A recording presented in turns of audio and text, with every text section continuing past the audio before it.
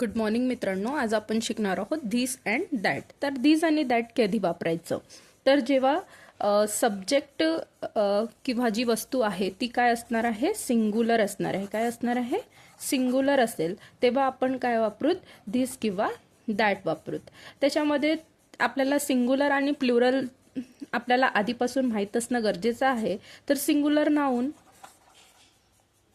आणि plural noun.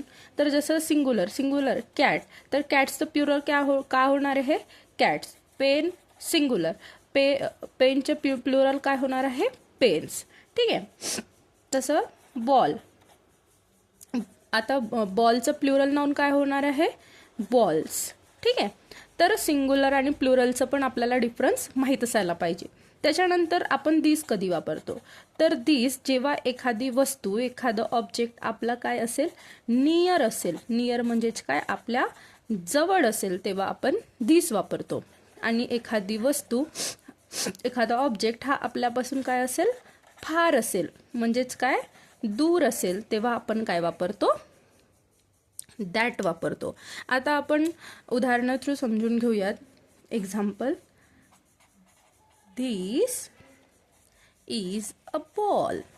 This is a ball. तर हा बॉल काय आहे, आपल्या एकदम जवळ आहे.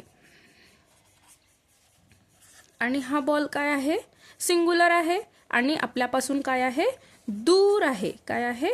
दूर आहे, फार आहे. तर आपण तेव्हा काय वापरणार आहोत? That. That is a ball.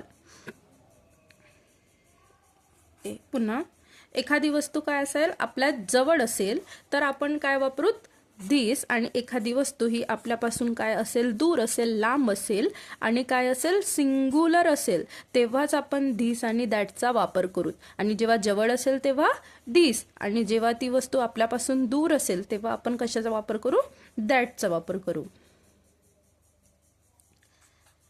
This is a pen.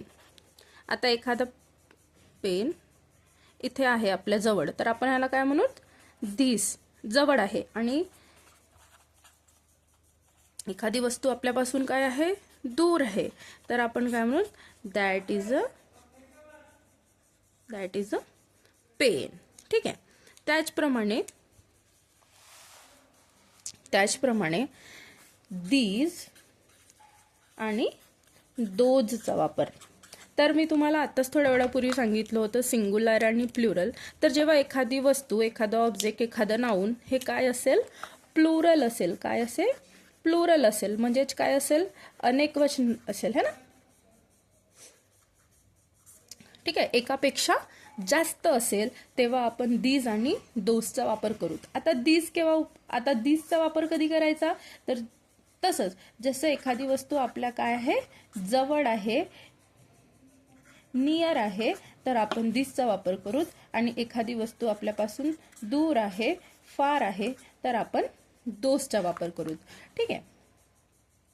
आता एक उदाहरण समजून घेऊयात. These are balls. आता हे बघा, बॉल्स एकापेक्षा जास्त आहेत.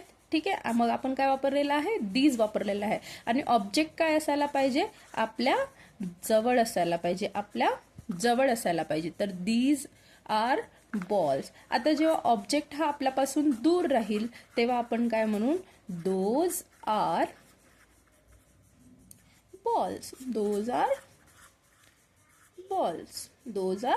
बॉल्स. ठीक आहे. तर जर एखादी वस्तू आपल्या जवळ आहे आणि एकापेक्षा जास्त आहे तेव्हा आपण काय म्हणणार आहोत? दीज वापरणार आहोत. आणि वस्तू जेव्हा एकापेक्षा जास्त असेल आणि आपल्यापासून दूर असेल तेव्हा आपण काय वापरणार आहोत? दोज वापरणार आहोत. थँक्यू.